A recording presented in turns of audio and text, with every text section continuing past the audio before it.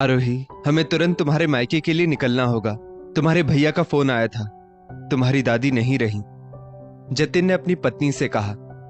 अरे, कल ही तो बात हुई थी उनसे। कल तक तो ठीक थी। इतना बोलते बोलते आरोही रोने लगी। अरे बहू, संभालो अपने आप को। अब उम्र हो चली थी उनकी। एक ना एक दिन तो सबको जाना ही है। मृत्यु तो कटु सत्य है। हम शोक सभा वाले दिन आ जाएंगे। तुम जल्दी से जाने की तैयारी करो। आरोही के ससुर केशव जी बोले। आरोही और जतिन आरोही के मायके जाते हैं। आरोही को अपनी दादी से बहुत लगाव था। दादी तो आरोही पर अपनी जान छिड़कती थी। दादी के पार्थिव शरीर को देखकर आरोही फूट फूट कर रोने लगी। सबने मिलकर उसे संभाला। इधर अंतिम संस्कार की क्रिया के बाद जतिन ने अपने घर फोन लगाया। पापा, शोक सभा का आयोजन परसों है। आरोही के पापा आपको जानकारी देने के लिए फोन करेंगे। शोक सभा तक मैं यहीं रुकता हूँ, फिर आप लोगों के साथ ही वापस आ जाऊंगा। 13वीं वाले दिन फिर से आ जाऊंगा। पापा, ये आवाज कैसी आ रही है? घर में मेहमान आए हैं क्या? जतिन ने पूछा। अरे नहीं, टीवी चल रहा है। अच्छा, तुम तो हो वहां पर। हम सीधा 13वीं वाले दिन ही पहुंचेंगे। जतिन के पापा ने इतना कहकर फोन रख दिया। शोक सभा के बाद आरोही ने अपना फोन लिया तो देखा व्हाट्सएप पर काफी मैसेज थे। उसने देखा उसकी सास की बेस्ट फ्रेंड सविता आंटी ने व्हाट्सएप स्टेटस डाल रखा है। उसमें 5-6 कपल्स के साथ उनकी कई पिक्स थी। उन कपल्स में आरोही के सास ससुर भी थे। 52 साल की सासू मां शॉर्ट ड्रेस में डांस कर रही थी। अरे, ये तो हमारे घर की पिक्स है। लगता है घर में पार्टी थी। आरोही सोचने लगी। ये पार्टी उसी दिन हुई थी जब आरोही की दादी का अंतिम संस्कार हुआ था। जतिन जी, क्या बहू के दुख से उसके सास ससुर को कोई फर्क नहीं पड़ता? पार्टी तो हमारे घर पर हफ्ते भर बाद भी हो सकती थी। ठीक अंतिम संस्कार वाले दिन पार्टी करना क्या सही था? आरोही ने पूछा। तुम ज्यादा ही रिएक्ट कर रही हो। अब 78 साल की दादी के जाने का इतना क्या दुख मनाना? जतिन ने भी प्रैक्टिकल होते हुए कहा। आरोही इसके आगे कुछ बोल नहीं पाई।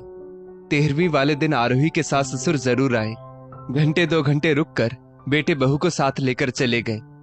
इस बात को थोड़े दिन बीते ही थे कि एक और बुरी खबर आती है। आरोही की मां को ब्रेस्ट कैंसर होने की खबर आती है। अब तो आरोही का रो रो कर बुरा हाल हो रहा था। मां को खोने के डर से वो 24 साल की बेटी कांप रही थी। न किसी काम में उसका मन लग रहा था, न उसे खाने पीने की सुध थी।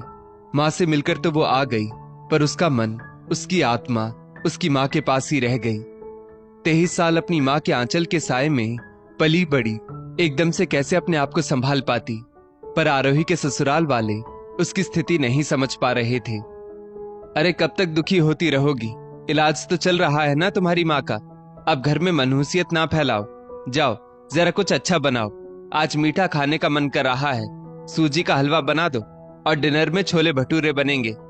सास आरती जी बोली। वो चाहती तो थोड़े दिन बहू को संभाल भी सकती थी। आरोही अपने मन को मजबूत करके सारी जिम्मेदारी निभा रही थी। सास को बहू की मनोदशा से कोई फर्क नहीं पड़ रहा था। साल भर के इलाज के बाद अब आरोही की मां के स्वास्थ्य में सुधार था। आरोही ने चैन की सांस ली। मम्मी जी, मेरे भाई को कंपनी की ओर से 2 साल के लिए खास प्रोजेक्ट के लिए विदेश भेजा जा रहा है। आज मैं बहुत खुश हूँ। मेरे भाई ने इसके लिए बहुत मेहनत की थी।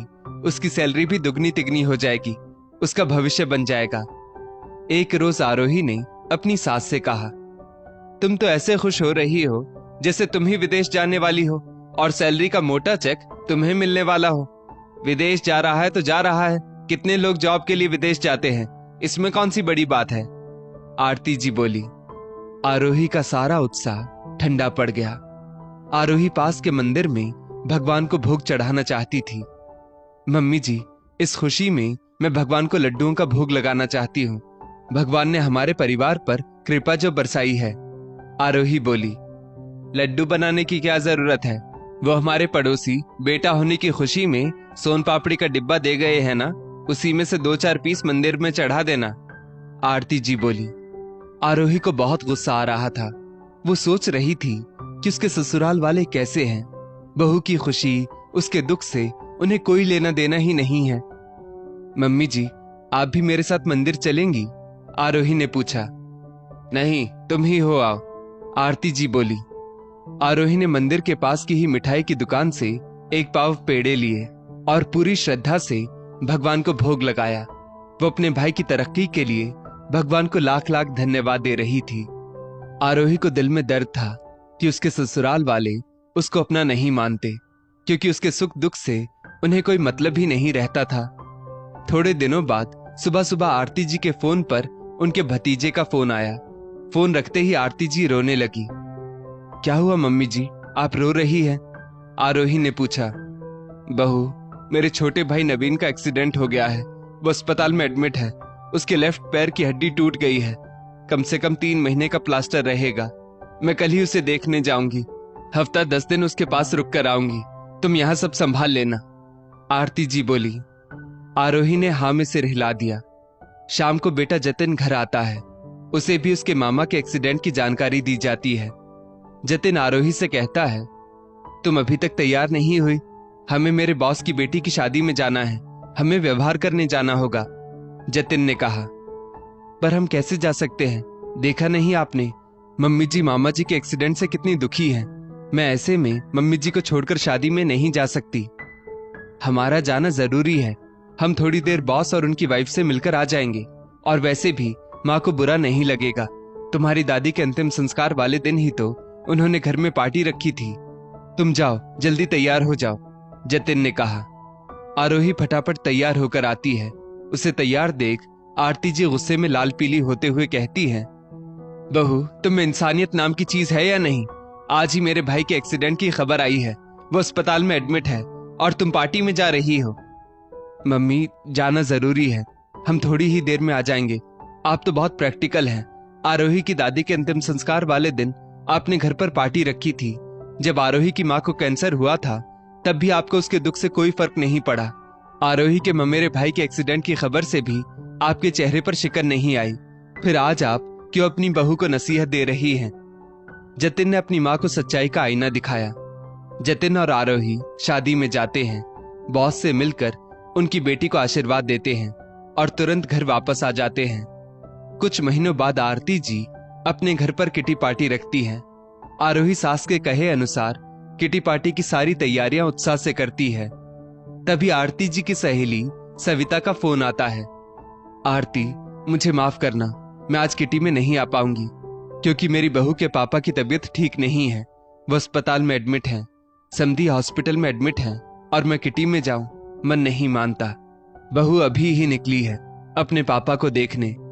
सविता जी बोली, बहू तो चली गई है ना, तो तुम तो किटी में आ सकती हो। इसमें तुम्हारा दुखी रहना कहां बनता है? आरती जी बोली, कैसी बात करती हो आरती? बहू का परिवार भी हमारा परिवार है। आज मेरी बहू और उसका परिवार दुखी है तो मैं कैसे किटी में एंजॉय कर सकती हूँ? किटी तो होती रहती है। मैं थोड़े दिन बाद तुम्हारे घर आ जाऊंगी। भगवान के सामने बैठकर समधी जी के लिए प्रार्थना करूंगी। मन को शांति मिलेगी। हमें हर हाल में बहू के सुख में दुख में साथ खड़े रहना चाहिए। तभी सास बहू के रिश्ते में सम्मान और प्यार बना रहता है। इसी से सास बहू का रिश्ता मजबूत बनता है। बहू भी ससुराल और ससुराल वालों को दिल से अपना लेती है। जिस तरह बहू पहले दिन से ही हमारे परिवार को अपना मान लेती है, वैसे ही हमें भी बहू के रिश्तों को अपना मान लेना चाहिए। इसी में सास बहू के रिश्ते की गरिमा है, सविता जी बोली। आरती जी को अपनी गलती कुछ कुछ समझ आने लगी। मम्मी जी, मेरी दीदी को बेटा हुआ है। मैं मौसी बन गई। मौसी पूरे 8 पाउंड का है बेबी, एकदम मेरी दीदी की तरह गोल मटोल। मैं बहुत खुश हूँ, आरोही ने आरती जी से कहा। हाँ, ये तो बहुत खुशी की बात है, तुम मौसी बन गई हो। चलो अच्छा है, माँ बच्चा दोनों स्वस्थ हैं। मैं तुम्हारी माँ और बहन को बधाई दे दूंगी। चलो आज कुछ मीठा बना लो इसी खुशी में, आरती जी ने बहू की खुशी में शामिल होते हुए कहा। आज आरोही सचमुच खुश थी क्योंकि उसकी सास ने उसे अपनेपन का एहसास जो दिलाया था। दोस्तों, बेटी की तरह बहू के खुशी गम में भी उसके साथ रहें। उसके सिर का दर्द आपके लिए चिंता का विषय हो, तानों का नहीं। उसकी खुशी आपके लिए मायने रखती हो। धीरे धीरे बहू के मन में भी ससुराल वालों के लिए कोमल भावनाओं का जन्म होगा और एक दिन बेटी के रूप में वो आपके सामने खड़ी होगी। इस स्टोरी को लेकर आपकी क्या राय है, नीचे कमेंट करके जरूर बताइएगा। और ऐसी ही और भी बेहतरीन वीडियोस के लिए हमारा पेज जरूर फॉलो करें। धन्यवाद।